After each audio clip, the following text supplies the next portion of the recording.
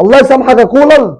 وتاني، مش ده الاهلي اللي يلعب قدام فرقه زي الزمالك حتى لو هي في عز قوتها ويخاف او يبقى بالشكل اللي ما عجبناش ده احنا طول الشوط الاول ماسكين الكوره ونقدر كنا نجيب جون واثنين وثلاثه. صرف النظر بقى، مش هنقول كره امام عاشور اللي في العارضه والكوره اللي ده، انت الفرقه خايفه منك. حسام عبد المجيد بيلوش، الونش مش دريان بحاجه، عواد، كلها مهزوزه.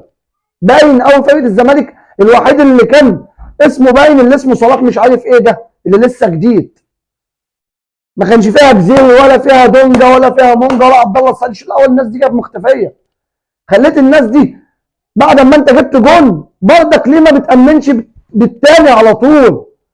ليه تستنى الدراما وحرقه الدم اللي انت بتحطنا فيها؟ ليه بتنجي الناس جايه كانت ميته اكلينيكيا وانت صحتها؟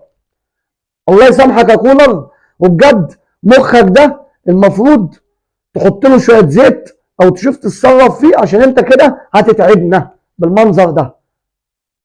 والحمد لله مش هنقول ان احنا ما خسرناش، كنت هتزهقنا في حياتنا. ما كان ممكن كوره بايلق تاني يجيبوها، او ما كناش جبنا جون بين قلبي وتحصلنا بجون بتاع بنتايك. ما هي كده، ما انت غاوي لا اما تجيب جون ولغايه